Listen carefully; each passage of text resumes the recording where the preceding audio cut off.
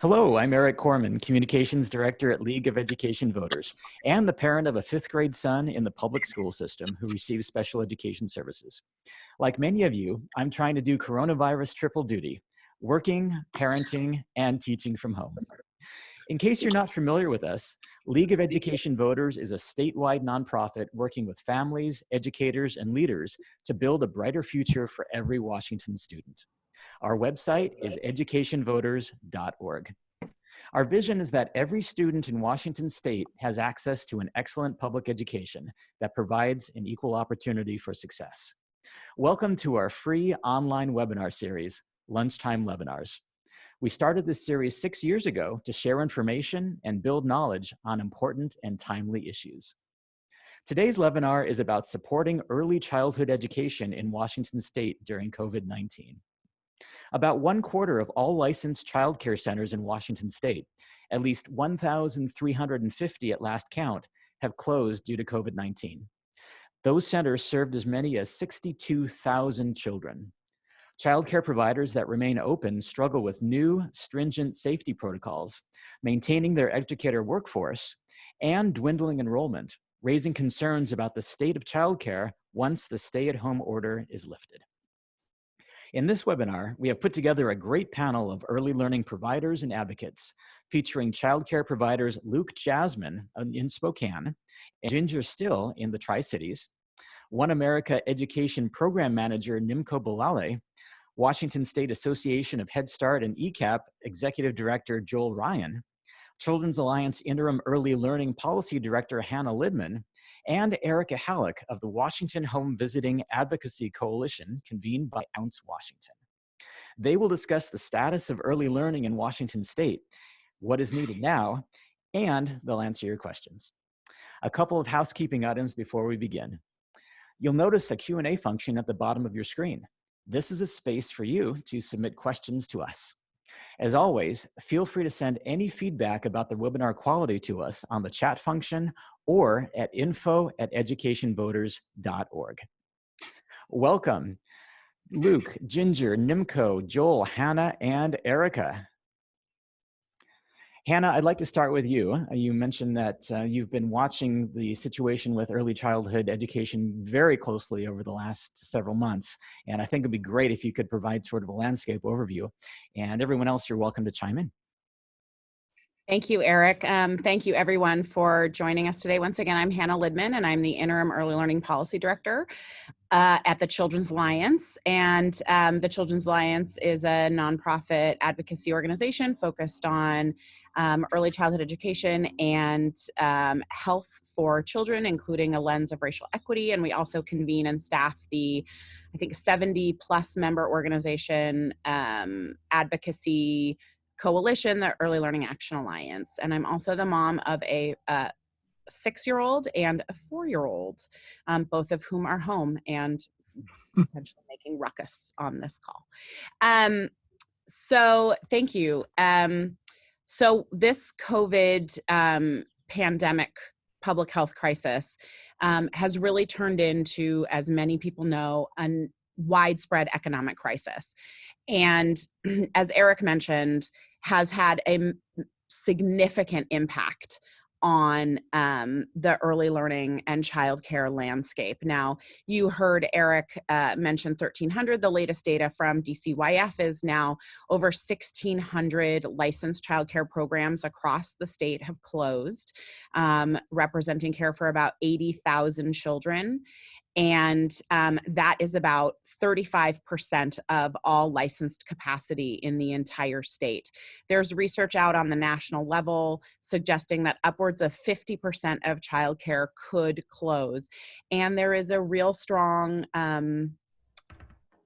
possibility that a large percentage of that care will not come back. We were already in a childcare crisis prior to the COVID pandemic, where there was just not enough care available. And what we are finding is that we are going to potentially come out of this, when we come out of it, with significantly less available childcare, which is very, very problematic for sort of restarting the economy? Will the care be there when people need to go back to work? Early childhood education is incredibly important for children's development, for family economic security, but it's also a fundamental underpinning of the economy. If parents can't get care, then they can't go back to work. And so some Ginger Still and Luc Jasmin will probably be able to talk about this, or what are the reasons why programs are closing and why can't they open up? Well, some additional research from the National Association for the Education of Young Children shows that only about 25% of providers are receiving tuition from families. So of those open and closed, they have lost massive amounts of their the income to cover their expenses. So how can you keep your doors open, and for how long if there's no revenue coming in? So I can talk a little bit later about what the community of advocates are asking for from the state and the federal government in order to help this. But I think it would be great if Ginger and Luc chimed in with what their experience is as providers. Yeah, and Ginger, I see that you are on. So if you've got something to share about what you're hearing from your community, that would be wonderful if you could share that with us.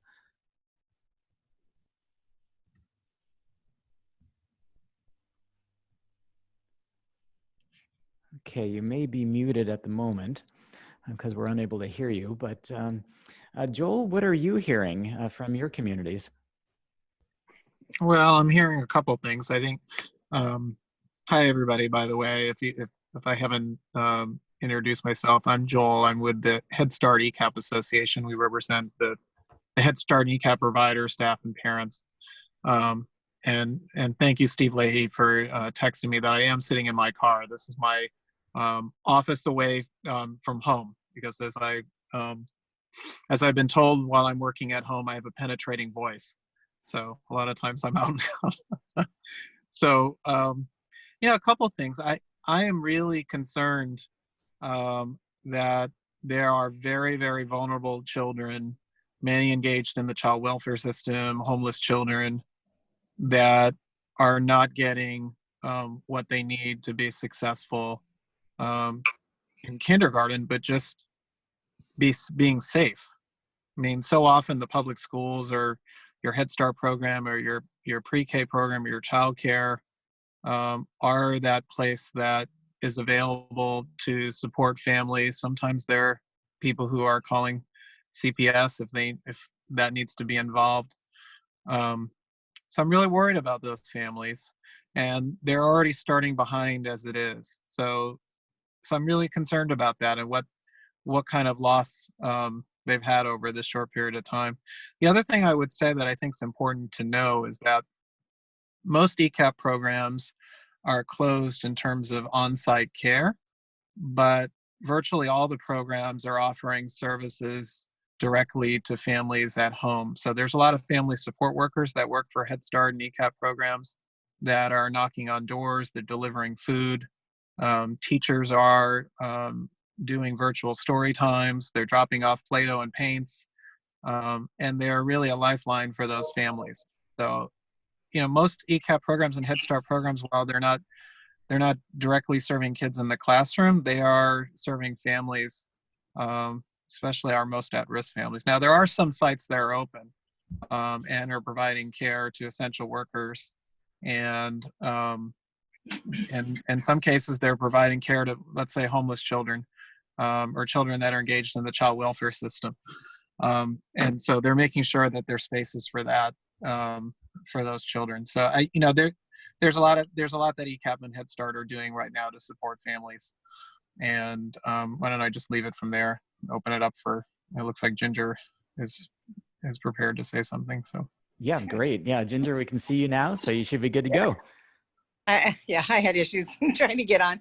I think that the biggest thing, like we've chosen to stay open, and I have 2 locations, and I've been hearing from colleagues in my area, and then there's been some talk around the state as well. But it's been super challenging to balance just even operations, having enough supplies, finding toilet paper, sanitizer, all of the things that you use on a daily basis has been a super struggle. I think for a lot of us, being able to get, but in terms of like the business aspect of it and whether or not we're going to be able to survive, depending on how long this lasts, I know my business partner and I have been talking, and we're, it's going to be a challenge to be able to keep our doors open. And I hope we don't hit a point where we have to make a decision to close. But right now we're trying to ride the wave, try to take advantage of like the stimulus money, which we did not get for the PPP. Hopefully this round we will. But I think for providers who have chosen to shut their doors initially when it was only going to be for a couple of weeks, the restart's going to be super hard. So where, like it's been said, there's been a crisis for childcare before all of this, it's going to be that much more challenge. Oh, looks like Lou's trying to call me. That much more challenging to get either to ramp up for a restart. And I don't know that there's going to be success because it's really hard to start over again. And because there's not such a very large margin in childcare anyways, when you start losing money every week like that and you're trying to keep the doors open, it doesn't look good. Now, Ginger, does it seem to you that what you're experiencing in the Tri-Cities, is that pretty indicative of what's happening around the rest of Washington State? Yes, and I think in some places it's actually worse. There are people who literally have no kids. I know that, like, for me and what I'm hearing, I think most places are down to if they've stayed open, they're operating right now with probably somewhere around 30% capacity. I know that number holds true for me for both locations with different capacities, and other colleagues when they're asked how many kids that they have. Some are actually less than that, which makes it if they don't have parents paying for slots and people are actually pulling out, they're not going to be able to keep their doors open for too long. Mm-hmm. So, but yeah, I think it's pretty much this way across the state, if not worse. Okay, great. Yeah, thank you very much. So Nimco Bulale is the education program manager for OneAmerica. And Nimco, what are you hearing from your community? Hi, Eric. Thank you so much for having me. What we're hearing is very similar to what Ginger had mentioned. Thank you so much for sharing your perspective and experience. What we're hearing a lot is that immigrant and refugee providers, parents and caregivers really need timely language access information, especially information around corona testing availability and access. Additionally, a huge worry is providers are worried about primary and secondary exposure. Many of them live in multi-generational households and are worried about exposing their families to COVID. They really, as Ginger already mentioned, they really need supplies to ensure the safety of their staff and their families as well. Another really big thing that many have mentioned is understanding the subsidy payment expectations and pushing with other advocates to have payments based on enrollment rather than attendance, as we understand that capacity is very low at the moment. Additionally, we are hoping to address the lack of information or misinformation in this rapidly changing environment, and that we need that information in multiple languages for providers whose first language is not English.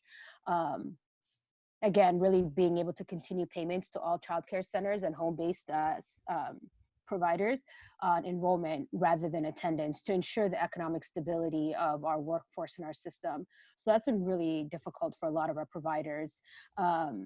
If I may, if we have time, I would love to share a quote from one of the providers around just what she's been experiencing during this time. Do we have time for that? Sure. Absolutely. Okay, perfect. So this is one of our leaders and a childcare provider here in Washington State in South King County. And she said, I am a childcare provider that usually has about 8 children at my in-home childcare center.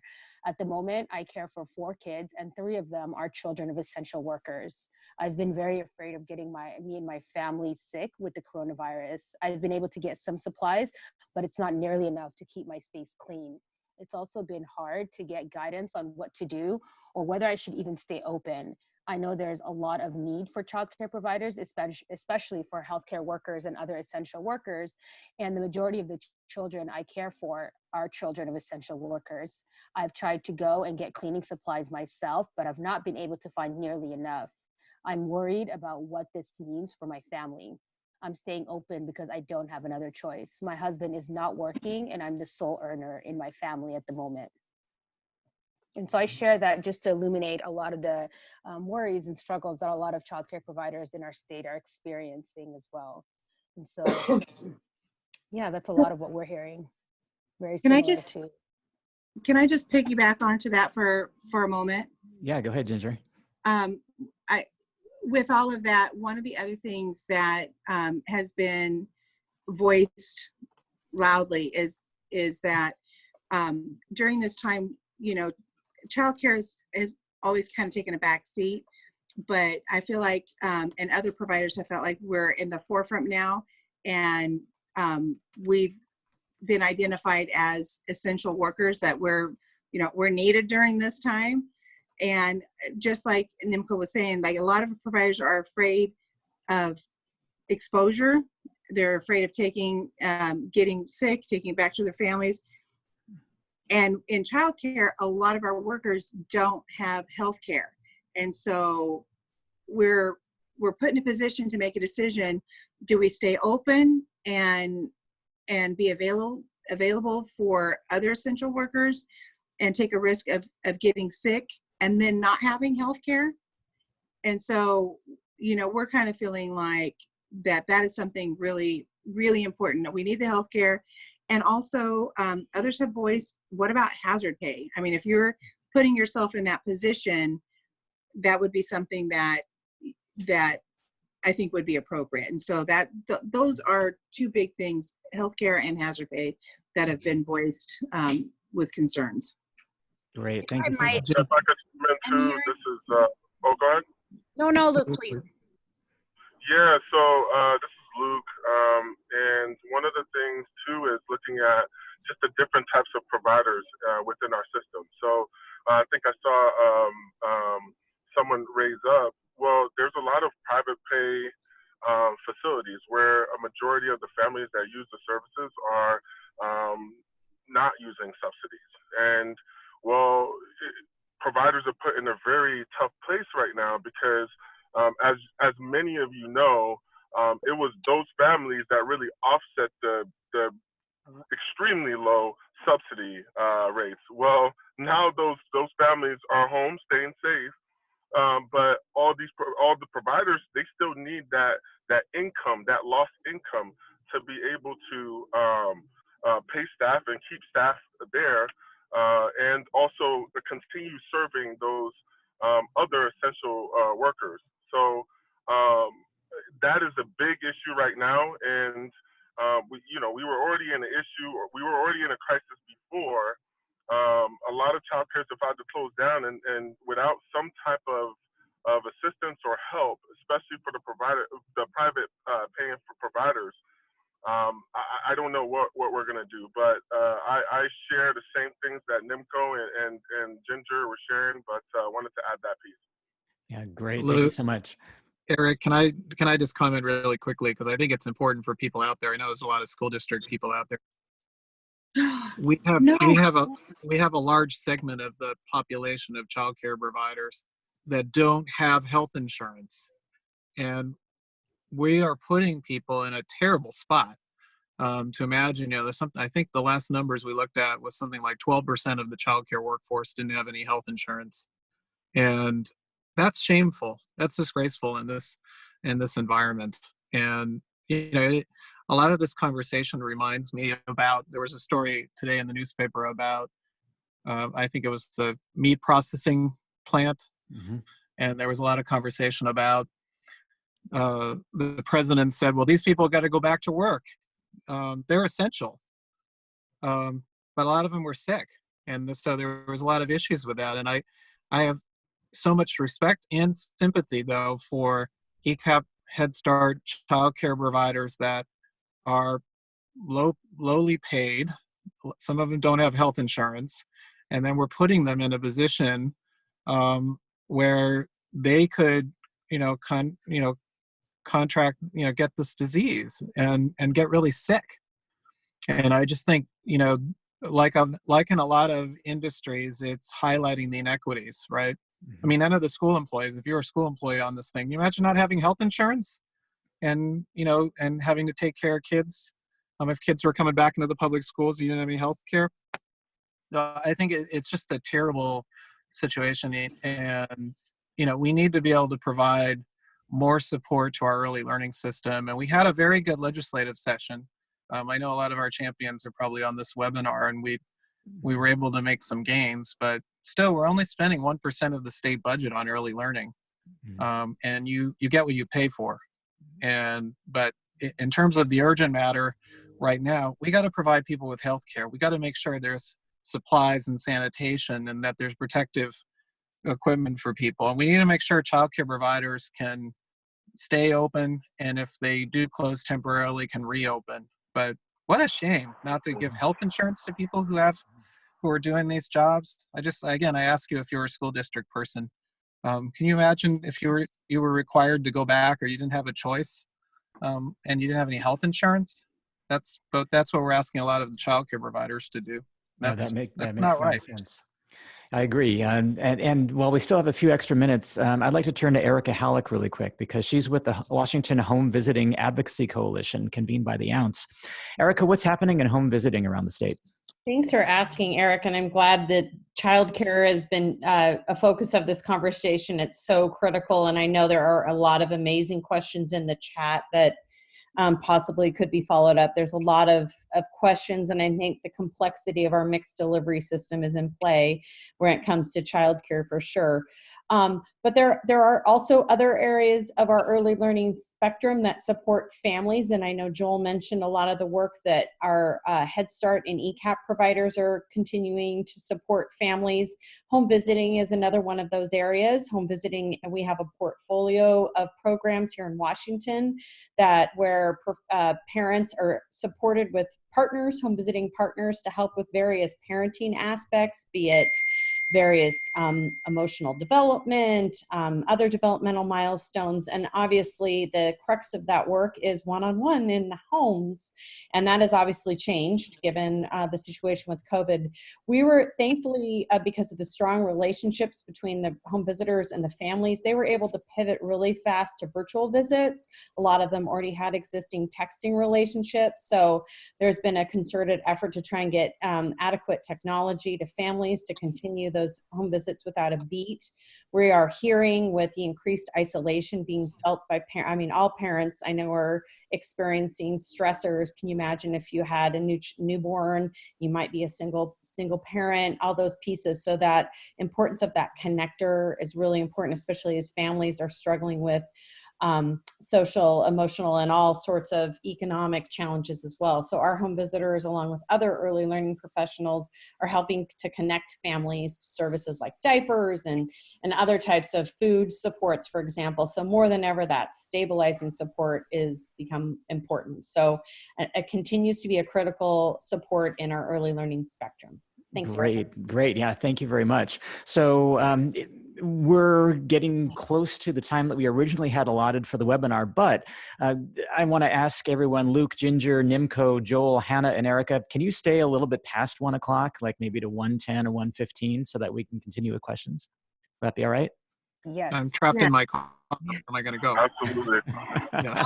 Excellent. I'd like to answer some of the questions that I've seen come up in the chat, if that's okay, or I don't know if you want to curate that. So what I'd recommend is, as we go through the questions, if there is a solution that you see that might be there either for policymakers or for parents, community members, providers to get involved with. So we're looking at what can be done and how can people help. I'd like to use those as sort of lenses for as we answer these questions.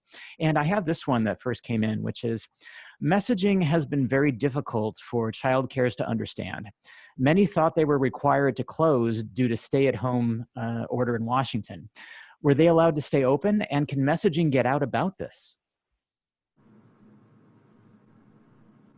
Yeah, they were not required to close. A lot of states have closed their entire childcare systems and then put up emergency care, and Washington did not do that. Washington has allowed providers to make the choice for themselves about what's in their best interest and what best serves their communities. The messaging and communications around that has been confusing. I would say that there's a pretty good Q&A on the Department of Children, Youth, and Families website that can help provide some information about what is available to folks and what the current rules are. But at this time, childcare is considered an essential workforce and necessary to uphold other essential workers in their duties. Great. They're just not. They're not paid like. They're not paid like essential workers, though. I'm just making sure people understand that. Great, thank you very much. And I want to say that for everyone who is participating in the webinar, please use the Q&A function at the bottom of your screen to submit a question to us. No question is too basic. So here's another one. Is there a format of some kind of what is needed to resume safely? Is that provided as a checklist format, or is there such a thing that can help us make financial, enrollment, and staffing decisions? Everything seems to be vague. So what is the primary source of the information to support a strategic plan for getting going again? I don't know if Luke and Ginger, you want to take that. Yeah, so what's needed for us to get going again? Yep.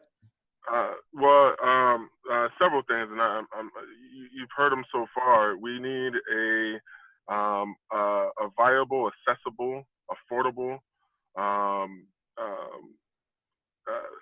way to access healthcare. We're having a hard time, like you've heard Joel say, to tell many of our staff who many have pre-existing health conditions or live in multi-generational homes. We're having a hard time to have them come in when they don't feel appreciated, supported at all, to really make sure that they're providing the care for all the essential workers, especially the healthcare workers. So that would be not necessarily number one, but 1A. And 1B and 1C. So 1B would definitely be, like I said, there's a lot. I mean, you think about the amount of churches that do childcare. You think about just even my facility. We serve a lot of these essential workers and people furthest from opportunity. We need a way to be able to offset lost revenue. That absolutely has to happen. For providers to take care of the families now, and then also in a month or so when everybody else, I know somebody on this call has the numbers of the amount of people who are out of care. So we need that to be able to serve all those families that are re-entering the workforce. As you see, I would say supplies too, especially in my situation. When I'm going to, say, Walmart or different stores and I'm trying to get things that I'm sure all of you who have kids on this phone would want me to have at my facility to keep a safe and consistent environment, I'm unable to because I'm just looked at as a regular civilian. So some type of designation that can give us the chance, maybe it's an ID, whatever it is, that we can show the stores and be able to get those supplies to meet the need. That I think those are some great next steps. And anyone else chime in to with anything I missed, please. I think that, Luke, that the supply thing for a restart, I think, is going to be super important, just because if we, especially as our numbers go back up and more people start coming into our facility, it's going to make it that much more difficult if we don't have you know, stuff to sanitize, or, you know, the supplies that we need. I think it's great that Childcare Aware has reached out to ask what our needs are. I think it's great that licensors have called providers asking what we need. So that's been fantastic. However, neither one of them have given us an avenue to actually get those supplies or tell us where to go. So it's like, the thought was good, but we need action behind the thought. And so, and even like with masks, you know, not everybody's requiring their staff to wear masks, but even if they did, could they find them? We can't.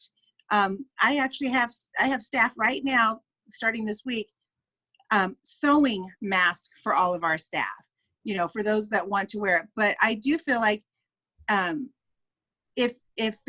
so right now, like I said, we're about 30%, but if we start to roll back up to, you know, full capacity where we were, that's, you know, for us, it would be like another 60 children coming back, plus all of their moms or their dads or their picket people, aunts, uncles, grandma, grandpas, whoever. That's more exposure to our facility. That puts us at potentially greater risk. And if we don't have the things that we need to keep our environments clean and sanitary and safe, that's going to be problematic.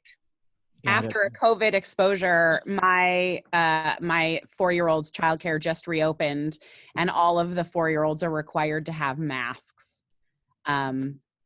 I tried. It was like putting a leash on a cat. Yeah. And that's what I've been hearing a lot from providers as well. This is Nimco with OneAmerica, is that protective equipment looks different in childcare settings. So it's not so much as, you know, being able to provide masks, but how does that actually play out in real life as far as, you know, having to communicate to children to keep their masks on and so on.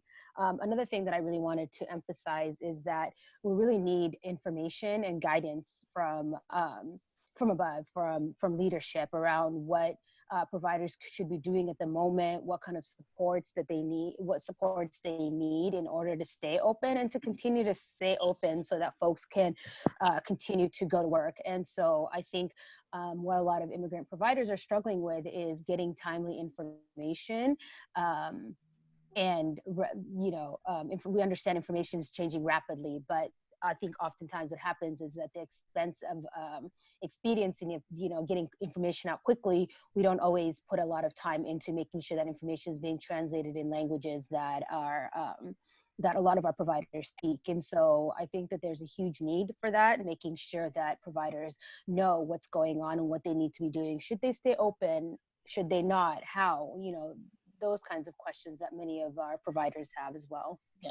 Great, And thank you. let me chime in really quickly with something that's been mentioned in the comments, but I think is really critical to sort of what it means to reopen, which is the Department of Health guidelines currently are that there should be no more than 10 children in a classroom. Well, in preschool classrooms, those are the regulated ratios in Washington State are 20 in a classroom. So in addition to the problem that we already have with, upwards of 25% and growing of all childcare sites in the state closing or having closed already, when they reopen, which will lose a portion of those just due to the economic difficulties, will they only be able to reopen and the others that are stay open to only serve half the children they used to serve, greatly increasing the massive lack of childcare? Are half the kids in care no longer going to have care?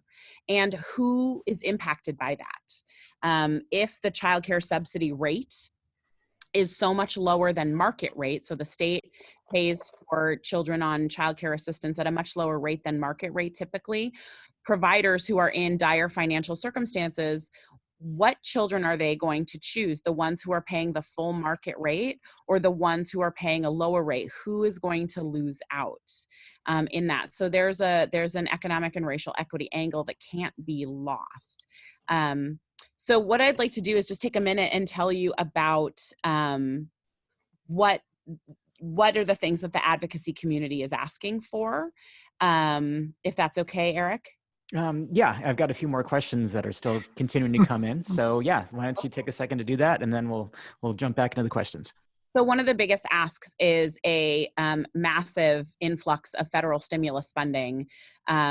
We have, in the last round of CARES, we were asking for $50 billion nationally, dedicated flexible funding for childcare. The Congress only appropriated $3 billion, of which $58 million came to Washington, which was something, but nowhere near enough money to handle the scale of the crisis, with, you know, potentially losing half of our capacity in the state permanently or temporarily. We don't know. We just know that providers are in massive economic turmoil.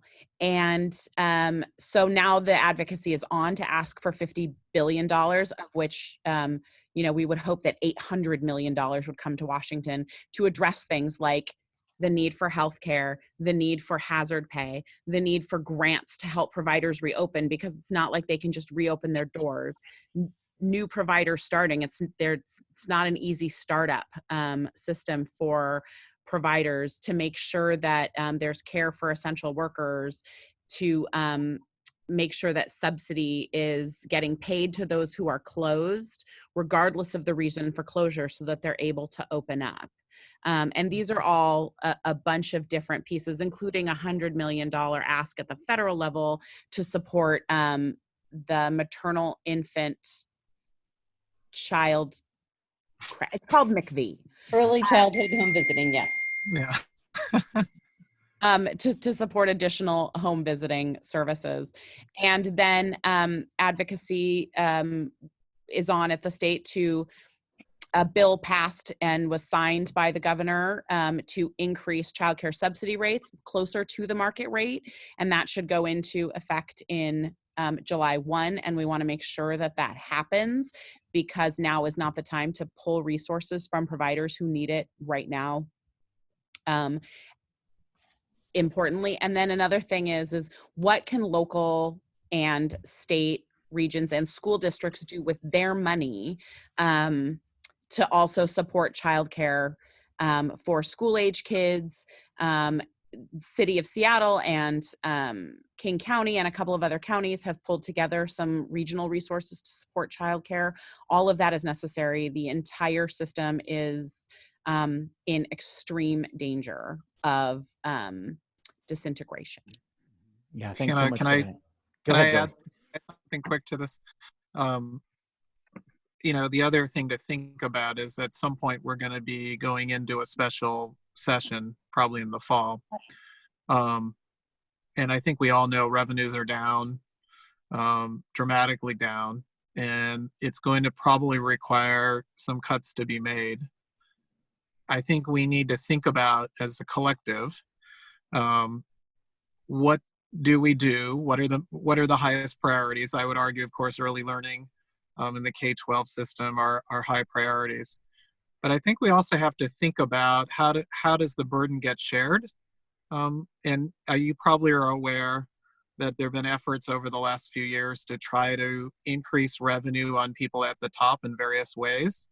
And, you know, I don't know if, you know, I don't know the politics or the feasibility, but I think we need to ask this question because it's more urgent than ever, which is, you know, who shares the burden, right? So should you cut programs like childcare or services, food services or housing services, or should you ask people at the top to pay a little bit more to offset the potential of disaster of those cuts, especially as more people are going to need those services? And I think what we need to do as an advocacy community and people who care about kids that are on this webinar is to really think through not just about your own particular program or what you care about, but also we need to have a plan to support additional revenue. Because if we don't do that, the kind of cuts that are potentially coming our direction without some kind of a massive federal bailout to states and to various programs are it's going to be really impactful for the kids that we are serving and devastating, just as they need more. There are more kids that need ECEAP, right? There are more kids who need childcare programming. There are more kids who are going to need special ed services in schools and other things. We just need to bound together and make sure that, you know, we're fighting on behalf of kids, and fighting on behalf of kids, honestly, we're going to need some more revenue. We're going to have to be able to ask people at the top to contribute a little bit of something so that the cuts aren't as devastating as they might, be. So I just want to mention that. That's something, if you're asking, what can we do? We need to work together, and we need to work together to make sure we're protecting kids, and that will require new taxes. There's no doubt. I mean, we're going to have to do that, and we should be the people asking for that in this particular time, because if we don't, children are going to lose out, and the families that we all care about are going to lose out. Great. Yeah, thank you so much for that, Joel. Here's one question. I think, Ginger, you might be the best person to answer this. Are most childcares still charging tuition to families so that the income still comes in, and also so that families don't lose their spot in their particular classroom spot in an early learning early childhood education setting? Well, I can tell you that this is a topic that a lot of providers across the state have been asking what they can do. I think everybody's doing things a little bit differently. I know that for my business, we are charging our tuition. We're following our policies and procedures the same way that we always have. And so for families that cannot afford to pay or hold their slot if they're not attending, they're putting in their 2-week notice like normal, so they can quit care, with the intention of coming back when things are back to normal. And that stops them from having to pay, since they're keeping their kids at home. We also have families who are paying for their slot whether they're here or they're not. That's their choice. There's people across the state who are charging a percentage of the slot to keep it open. I think the problem is, and everybody's situation is different depending on their overhead costs or staffing costs, so it's not really apples to apples, in this case across the state. So people have to make those decisions based on what's going to work for them, to try to keep their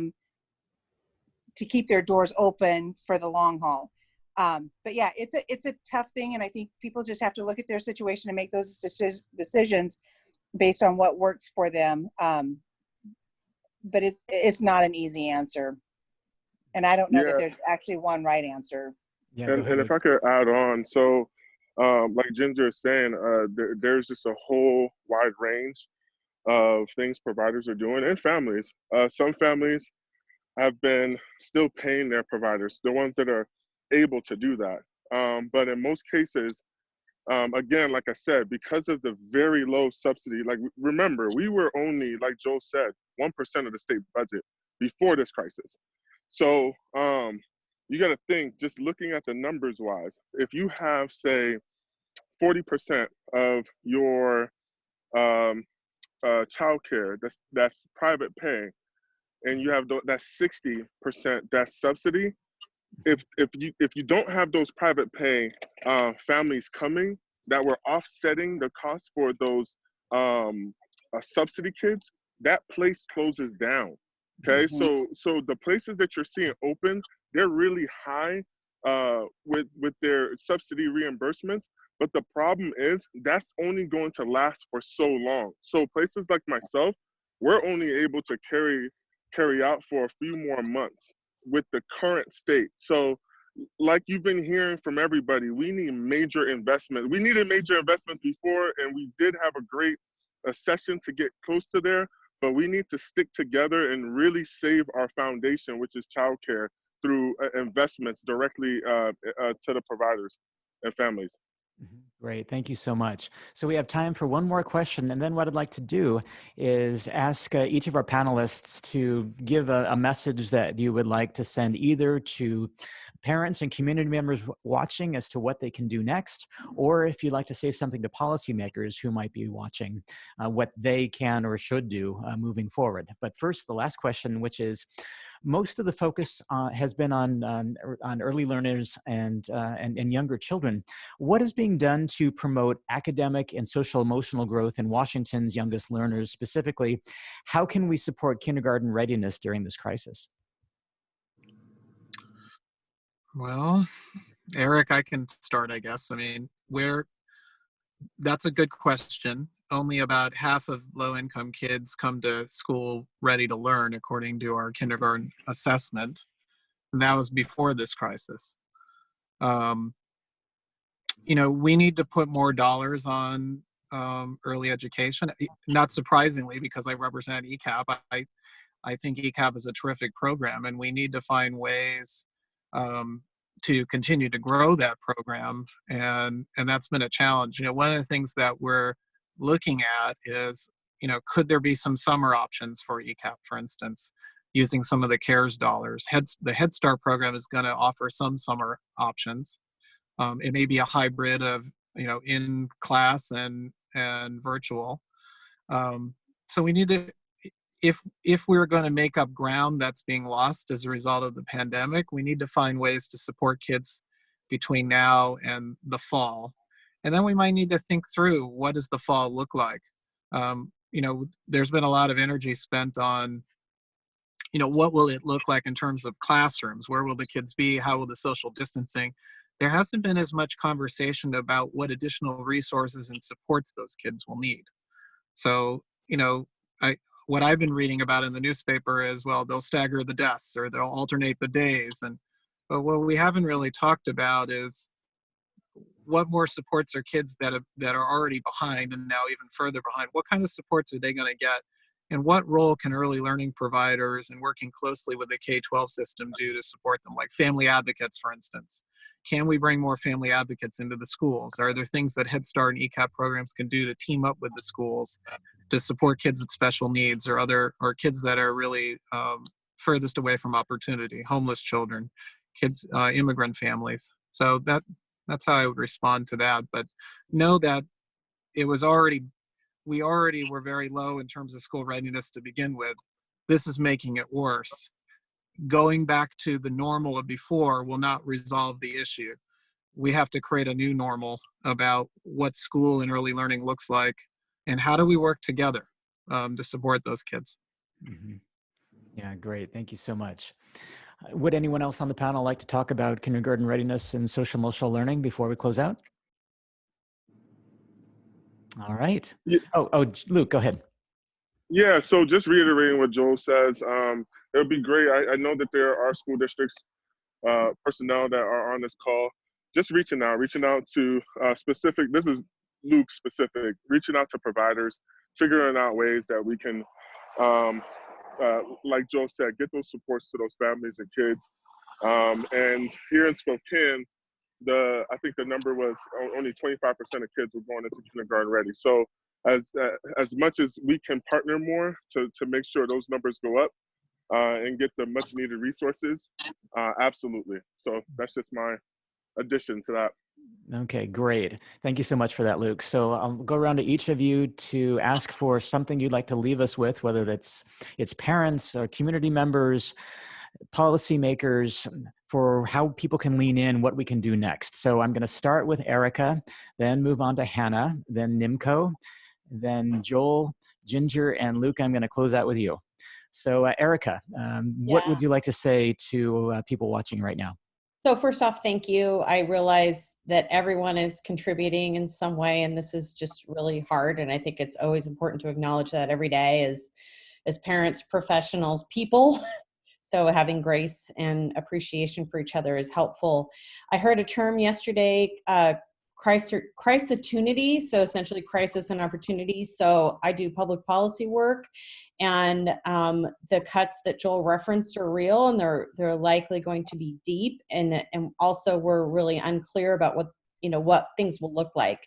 So really hoping we can identify if there are things that have been, processes that feel cumbersome and things like that. Now is the time to help streamline, and I'm just really hoping that we can keep families at the forefront and the professionals who educate them and support them. So leading with people in these tough decisions. So thank you. Great. Thank you so much, Erica. Hannah, what would you like to leave people with? What I would like to share is, back to this budget thing, our revenues are way down and we're going to be facing a massive budget shortfall, and cuts are going to happen. The only source of potential, it's not savior, but the only source of potential revenue that can help keep these providers in business is dedicated funding from another stimulus package. And that is something we urgently need. And the Children's Alliance has launched an e-advocacy opportunity for people to make their voices known. Congress needs to hear that parents, school district officials, policymakers, providers are support and need this funding to uphold childcare. So I'm hopeful that perhaps Arik will send out our action alert. If he cannot, you can find it on the Children's Alliance website and get our voices into Congress to make sure that they know how important it is to support early learning in the stimulus. Yep, I will absolutely do that. And Hannah, if you send me that link, I'll include that in the follow-up email, which will be coming out to everyone who's been participating. Thank you. Yeah, you're very welcome. Nimco, what would you like to leave people with?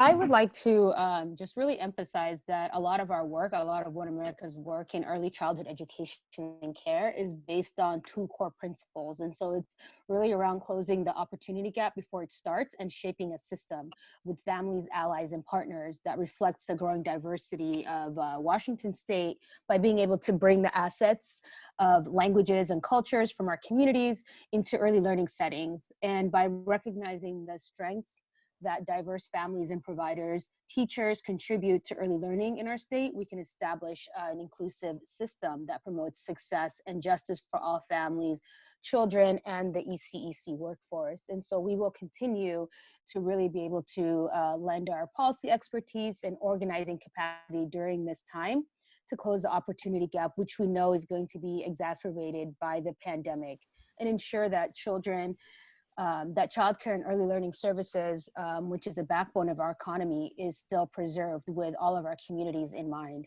And so that is what we're committed to do and continuing to advocate for, even during this really difficult time. Mm-hmm. Great, thanks, Nimco. Joel, what would you like to leave people with? Well, I think the first thing I would leave you guys with is that the research on early childhood education continues to grow and demonstrate the impact of these kinds of programs. Just today, the American Heart Association, the journal that they have, just put out a research study that looked at toxic stress and trauma as a child. This won't be new for early childhood folks, but that toxic stress and trauma can impact later health outcomes, and how strong early childhood programs can make a huge difference. I think the other thing I would say is that research obviously hasn't been enough. As we've said multiple times on this webinar, we're only 1% of the state budget. It's terrible. I mean, it's really embarrassing what we're spending on early learning and how we're treating childcare providers, particularly highlighted during this pandemic. Little pay, not very good healthcare, if healthcare, putting them in tough spots. And finally, I would say we all need to band together to advocate for kids, both at the federal level and also at the state level. We should not go into a special session with a goal of don't cut us too badly. We should be trying to find a way to protect programs for kids. This is an unprecedented situation where we have more children who are experiencing trauma, more kids that are living in poverty. We should be advocating for even an expansion of these programs, not to simply allow these programs to get cut. And we need to work together across the entire system, both early learning, K-12, and safety net programs. But thank you guys for being on this webinar and hearing my rants for the day in my car. I don't know if maybe I'll have my own podcast, but anyway, I appreciate all the work everybody's doing out there. Great, thanks, Joel. And Ginger, what would you like to leave our audience with? I think mine would be mostly geared towards like our legislators, the advocacy work. I appreciate these types of conversations because I think it does bring us all together. I loved what Erica said about the crisis and the opportunity. I think that that's great. And I think that because of this crisis, it does kind of push the issues to the forefront.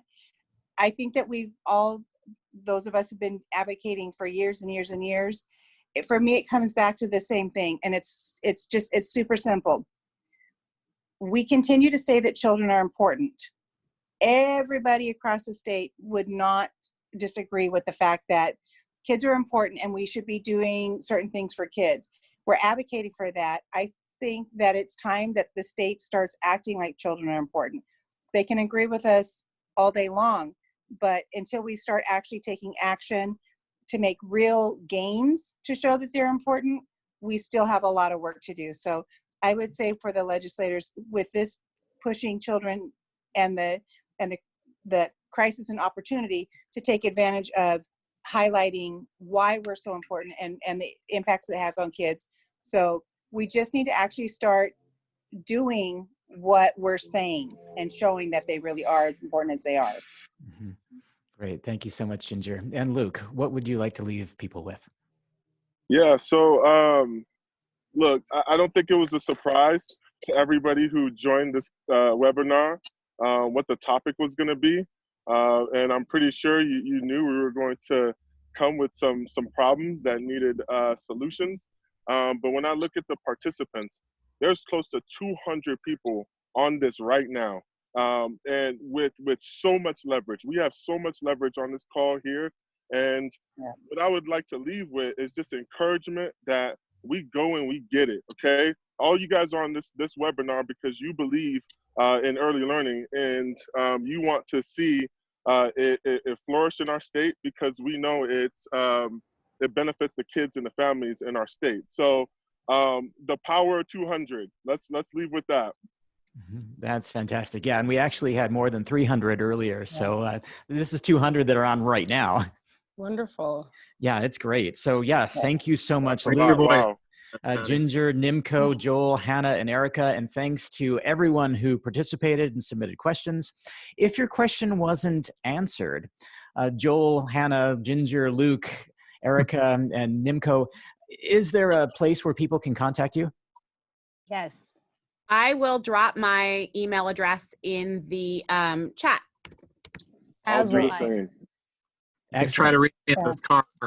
I'll be here probably many hours during the week. Or you can also send it out. I realize that Folks are dropping off now. yeah, but please email me questions. I'm happy to help in whatever way I can. Great. Would it be okay if I include your email addresses in the follow-up email? Yes. Sure. Yes. Okay, great. I will go ahead and do that then. Also, League of Education Voters is aggregating resources available in communities across Washington State to help us get through this difficult time. You'll find our COVID-19 resources page on our website, educationvoters.org. Thank you again for everything. Our next LEVinar is Thursday, May 7th, and it will focus on student mental health supports and social emotional learning during COVID-19. And we'll have another wonderful panel of school counselors this time and mental health experts. You can register by visiting our website, educationvoters.org. Click on events, then lunchtime webinars. And I will also send registration for this one in the follow-up email.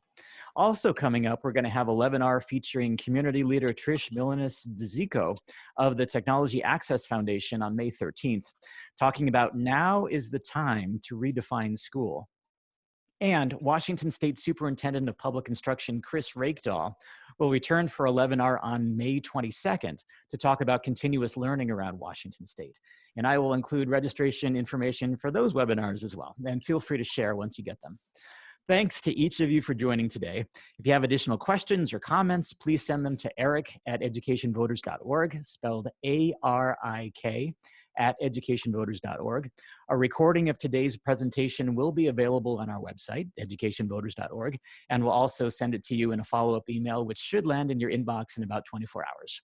Feel free to share the recording with your friends and colleagues. If you'd like to learn more about League of Education Voters or support our work, please visit educationvoters.org. Thank you again for attending. Each of us has the right to feel safe and valued. I hope you will join us at future webinars. And Joel, Hannah, Ginger, Luke, Erica, and Nimco, thank you so much for joining me today. Thank you. Thank you so much for having us. Stay healthy. Thank you, guys. Take care. Take care, everybody.